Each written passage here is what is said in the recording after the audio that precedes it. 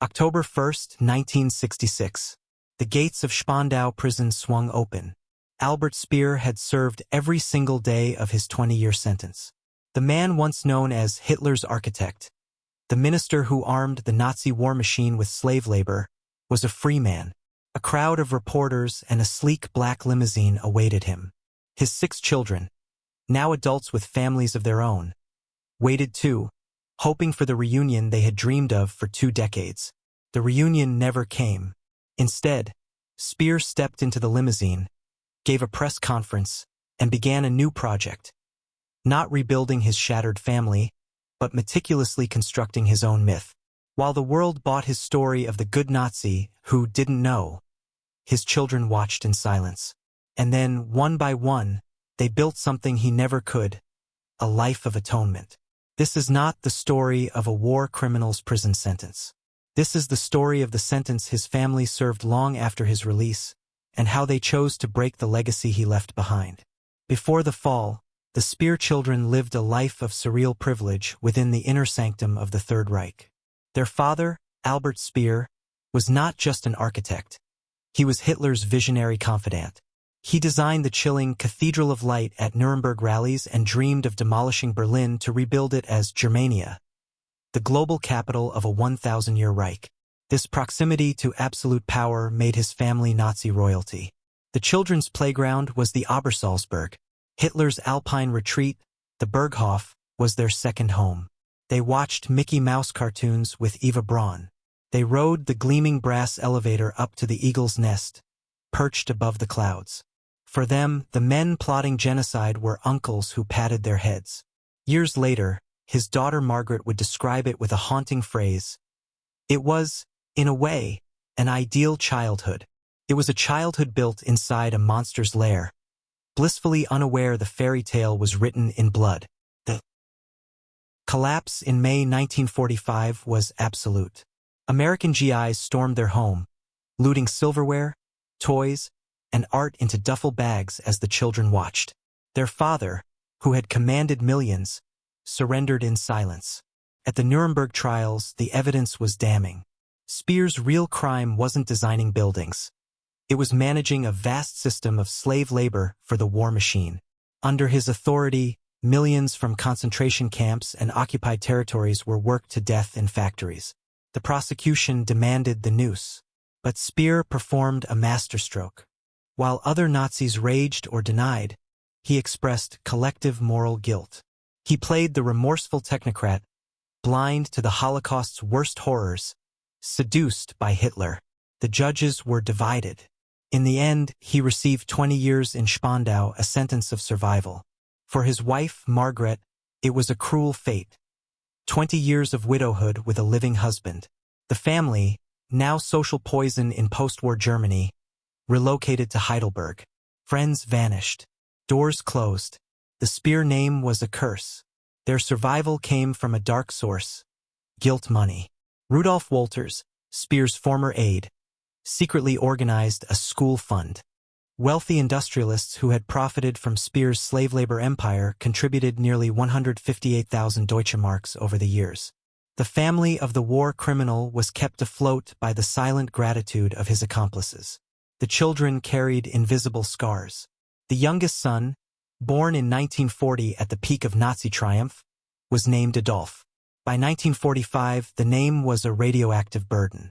With a stroke of a pen, his parents renamed him Arnold, a bureaucratic erasure of their deepest loyalty. But you cannot rename a memory. Arnold grew up knowing what he was supposed to have been. Hilda, the eldest daughter, learned the hard way that the world saw them only as their father's children. As a teenager, her application for a U.S. visa was publicly denied because she was the daughter of a convicted war criminal. The stigma was international, inescapable, and brutal. For 20 years, their father was a ghost, a voice on censored letters smuggled by a sympathetic Dutch orderly. They grew up with a phantom, their only connection ink on paper. On October 1st, 1966, the phantom became flesh. But the father who walked out did not come home. Instead of embracing his children, Speer embraced his biographers. Within months, he was writing Inside the Third Reich, the memoir that would make him a global celebrity and the poster boy for denazification. He sold the compelling lie of the apolitical artist, the good Nazi who was shocked by the atrocities. The book sold millions. He gave lucrative interviews. He consulted for Hollywood. His children watched him choose fame over family. One by one, my sisters and brothers gave up, Hilda recalled. There was no communication. The man who walked out of Spandau was not the father we had hoped for. He was building what his daughter Margaret bitterly called the Speer myth, and in doing so, he committed his final, unforgivable crime. He sacrificed the chance for genuine family reconciliation on the altar of his own historical rehabilitation. Rejected by their father, the Speer siblings did not collapse. They diverged, each forging a path through the wreckage of their name. Albert Speer Jr., the architect of atonement. The son achieved what the father only dreamed of. He became one of Germany's most celebrated architects, designing the central axis for the 2008 Beijing Olympics and master planning Expo 2000. He built lasting, peaceful monuments while deliberately distancing himself from his father's legacy. I have tried my whole life to separate myself from my father, he stated. He used the inherited talent to repudiate the inherited shame. Hilda Schramm, the activist, the daughter once denied a visa, transformed her shame into fuel. She became a leading Green Party politician and a fierce fighter against anti-Semitism. In 1994, she received the Moses Mendelssohn Award from the Jewish community of Berlin, the daughter of Hitler's architect honored for combating the hatred her father's regime unleashed. She later turned her Berlin home into a sanctuary for Syrian refugees, drawing a direct line from rejecting Nazi ideology to protecting the persecuted. Margaret Niesen, the restorer. She inherited paintings from her father's collection, art that likely included pieces looted from Jewish families. Faced with this poisoned inheritance, she made a stunning choice. She sold the collection and used the proceeds to establish a foundation funding creative projects for Jewish women in Germany. She transformed potential plunder into patronage, turning a legacy of theft into one of repair. The others, the silence of survival. The other siblings, Fritz, Arnold, and Ernst, chose anonymity. They retreated from public life, their silence a powerful rejection of the spotlight their father craved. They refused to be footnotes in his myth. The Speer myth was always a lie. In a private 1971 letter to a Holocaust survivor, Speer admitted being present at Heinrich Himmler's infamous Posen speech in 1943, where the extermination of the Jews was explicitly detailed. He also confessed to visiting the Mauthausen concentration camp. He knew. He had always known. Whether his children saw this letter is unknown. But they sensed the truth.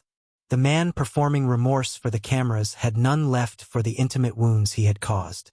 When Albert Speer died in London in 1981, he was rich and controversially redeemed in the eyes of many. He had won his battle for history, but his true legacy was not in his books. It was in the lives of his children. They became his living, breathing judgment.